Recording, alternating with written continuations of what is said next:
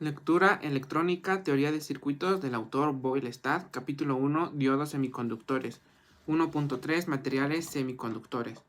El término semiconductor revela por sí mismo una idea de sus características.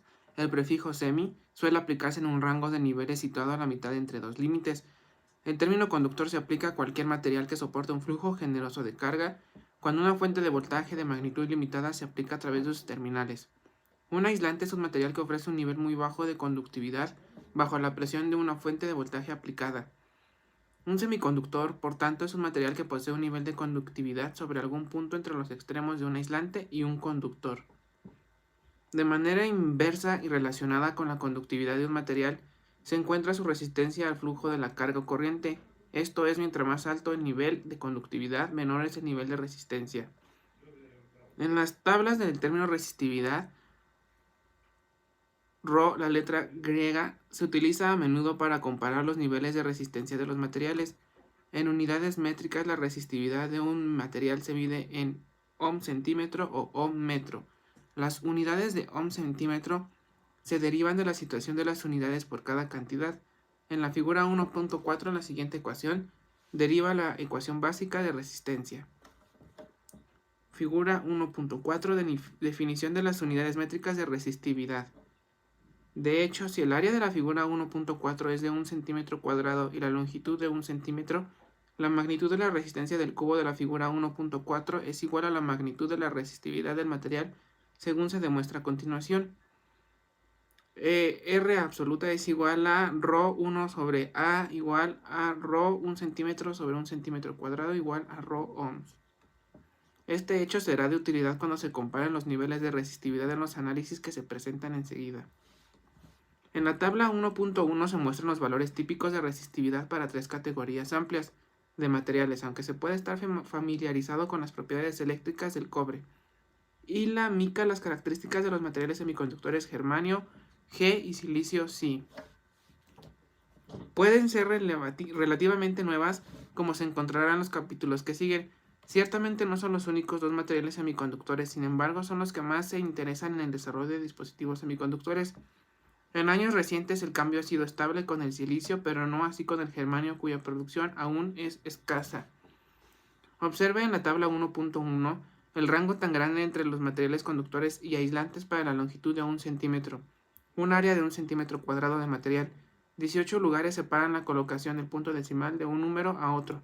G y Si han recibido la atención que tienen por varias razones. Una consideración muy importante es el hecho de que pueden ser fabricados con un nivel alto de pureza.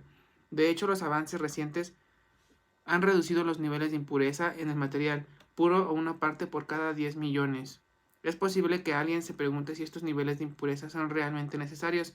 En realidad lo son, si se considera que la adición de una parte de impureza del tipo adecuado por millón en una oblea de silicio puede cambiar dicho material de un conductor relativamente pobre en un buen conductor de electricidad.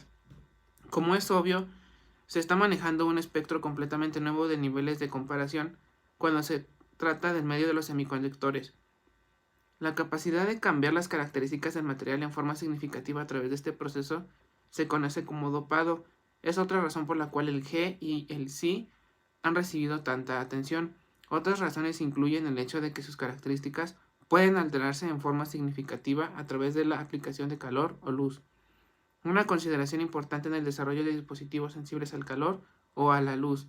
Algunas de las cualidades únicas del G y el Si que se observan antes se deben a su estructura atómica. Los átomos de ambos materiales forman un patrón muy definido que es periódico en naturaleza, esto que continuamente se repite él mismo. A un patrón completo se le llama cristal y al arreglo periódico de los átomos red cristalina para el G y el Si. El cristal tiene la estructura de diamante de 3 dimensiones que se muestra en la figura 1.5. Cualquier material compuesto solo de estructuras repetidas de cristal del mismo tipo se denomina estructura de cristal único.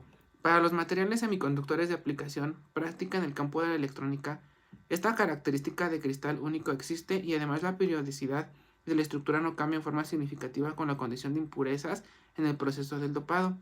Ahora se examinará la estructura del átomo en sí y se observará cómo se pueden afectar las características eléctricas del material. Como se tiene entendido, el átomo se compone de tres partículas básicas: el electrón, el protón y el neutrón. En la red atómica los neutrones y los protones forman el núcleo, mientras que los electrones se mueven alrededor del núcleo sobre la órbita fija. Los modelos de Bohr de los semiconductores que se usan con mayor frecuencia, el germanio y el silicio, se muestran en la figura 1.6. Como se indica en la figura 1.6a, el átomo de germanio tiene 32 electrones en órbita, mientras que el silicio tiene 14 electrones en varias órbitas. En cada caso existen 4 electrones en la órbita anterior, valencia, el potencial y potencial de ionización, que se requiere para movilizar cualquiera de estos 4 electrones de valencia. Es menor que el requerido por cualquier otro electrón dentro de la estructura. Es un cristal puro de germanio o de silicio. Estos 4 electrones de valencia se encuentran unidos a 4 átomos adjuntos, como se muestra en la figura 1.7 para el silicio. Tanto el G como el Si son referidos como átomos tetravalentes porque cada uno tiene 4 electrones de valencia. Una unión de átomos fortalecida por el comportamiento de electrones se denomina unión covalente. Figura 1.6, estructura atómica, A germanio y B silicio. Figura 1.7, unión covalente del átomo de silicio. Si bien la unión covalente genera una unión más fuerte entre los electrones de valencia y su átomo, aún es posible para los electrones de valencia absorber suficiente energía cinética por causas naturales para romper la unión covalente y asumir el estado libre. El término libre revela que su movimiento es muy sensible a los campos eléctricos aplicados, como los establecidos por las fuentes de voltaje o cualquier diferencia de potencial. Estas causas naturales incluyen efectos como la energía lumínica en la forma de fotones y la energía térmica del medio que lo rodea. A temperatura ambiente existen aproximadamente 1.5 por 10 a la 10 portadores libres de 1 centímetro cúbico de material intrínseco de silicio. Los materiales intrínsecos son aquellos semiconductores que han sido cuidadosamente refinados para reducir las impurezas a un nivel muy bajo, esencialmente tan puro como se puede obtener a través de la tecnología moderna. A los electrones libres localizados en el material que se deben solo a causas naturales se les conoce como portadores intrínsecos. A la misma temperatura, el material intrínseco de germanio tendrá aproximadamente 2.5 por 10 a la 13 transmisores libres por centímetro cúbico. La relación del número de portadores en el germanio respecto al silicio es mayor de 10 a la 3 e indica que el germanio es un mejor conductor a temperatura ambiente. Esto puede ser cierto, aunque en el estado intrínseco ambos aún son considerados conductores pobres. Observe en la tabla 1.1 cómo la resistividad también difiere por una relación aproximadamente de 1001 con el silicio teniendo por tanto un mayor valor. Por supuesto, este debe ser el caso debido a que la resistividad y la conductividad son inversamente proporcionales. Un incremento en la temperatura de un semiconductor puede generar un incremento sustancial en el número de electrones libres de la materia. Según aumenta la temperatura desde el cero absoluto, 0 grados Kelvin, un número mayor de electrones de valencia absorben suficiente energía térmica como para romper la unión covalente y contribuir hacia el número de portadores libres según se describió antes. Este mayor número de portadores aumentará el índice de conductividad y generará un menor nivel de resistencia. Se dice que los materiales semiconductores como el germanio y el silicio, que muestran una reducción en resistencia con el incremento de la temperatura, tienen un coeficiente de temperatura negativo. Quizá el lector recuerde que la resistencia de casi todos los conductores se incrementará con la temperatura. Esto se debe al hecho de que el número de portadores en un conductor no se incrementa significativamente con la temperatura por su patrón de vibración con respecto a la localización relativamente fija.